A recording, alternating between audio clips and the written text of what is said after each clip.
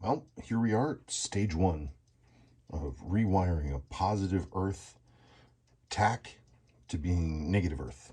And true, as some people said, John Twist did indeed have a good directory on how to do that. And I now understand how to do it. It was hard to get apart. I wonder why the inside of this is painted like that. I mean, it's obviously there for a reason, and it seems to be centered on that light bulb. So it's there for some darn reason. Oh, it's for the, is that for the ignition light? And that's to give it a blue cast? How strange. There's also a little light bulb diddly thing holder on it. But here's the inside. I honestly did not expect this to be so beautiful.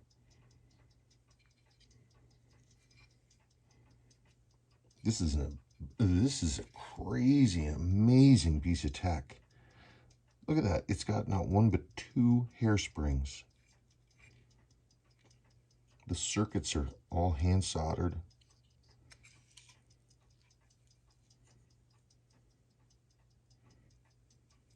It's really something. Really, really something. So the way these work is it's like with Seiko watches, regular quartz watches, the coil stays put and moves something else, moves the stepper motor.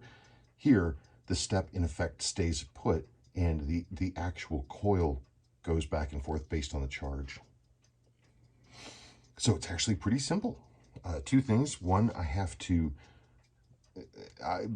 unfortunately, this is kind of a moot point because somebody went and cut these leads, which is really unfortunate. But maybe it saves me some time. This lead has to be connected here. This lead has to be connected here, but I don't know what they were supposed to be originally connected to. So when I find it, that's what I'll do. But with this, where this baby, this resistor is, goes here, and where the green ground is, goes here. That's it.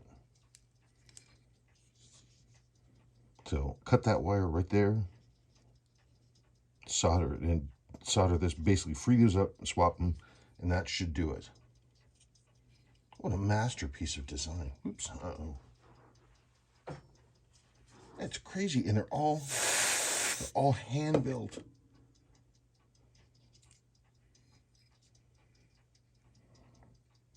I'm really impressed. It's just what a wacky gadget. I'm sure you can do it with a Pico chip or something now.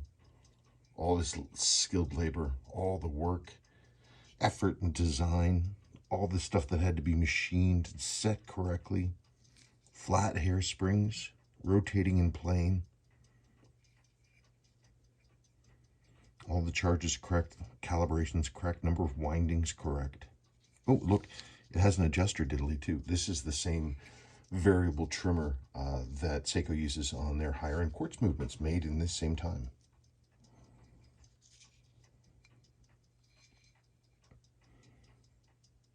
It's really special. That's a really cool thing. So we'll get this swapped around. The glass came out well. Nice thing about the glass, I mean, it came out well in that it didn't break. Nice thing about the glass is that the glass seal is intact, and actually it's pliant, which is nice. The old gasket in here is just junk, which of course I have a brand new one here. That's going to go right in there. So I have to clean this ring and make it beautiful, clean the glass. I need to reverse these two. Not sure what I'm going to do about that. That's it. And then hopefully reassemble and make it all beautiful. Okay, I have flipped those.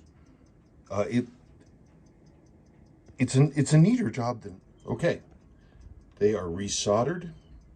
I flipped them, so blinky blink, blinky blink, which means I can now reassemble, which I'm gonna do. Beautiful, still just a crazy beautiful piece of technology. Just crazy. I keep talking about all like the passive rust that this thing had sitting from wherever it was sitting. These chairs.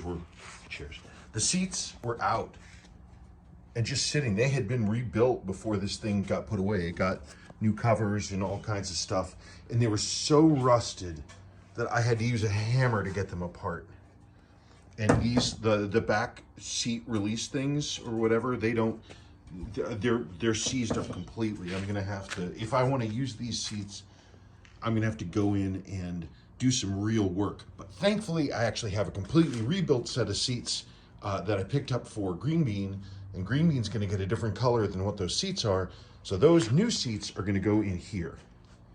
They're up there. They're in the attic. They're right there against the side wall of the house. So these are cool and all, but I don't think I'm going to use them. Well, here we are. The obvious original, poorly marked for its location, and the redo. So here's my original one. Listen careful. Tell me if this sounds good. And I realize that I'm rotating this backwards, so don't worry about that.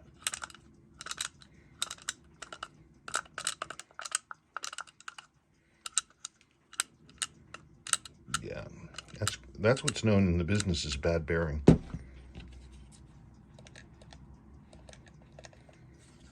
guess if I want to do it right, I should pull this off, right?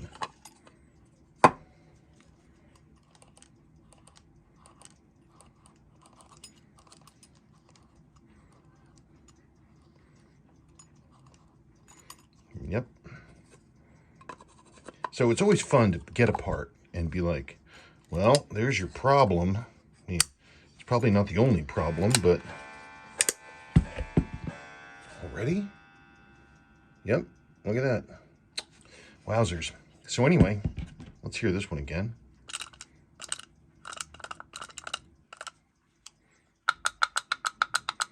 Yeah, I tell you, that one's junk. Actually, I want to see. Let's look at the play on this one.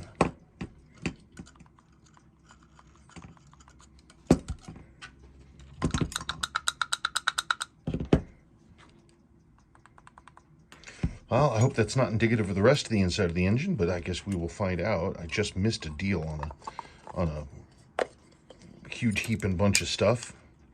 But you know, there are more engines out there. We shall see. But that's a great first start, and I'm delighted that this thing is bad because it justifies everything that I did.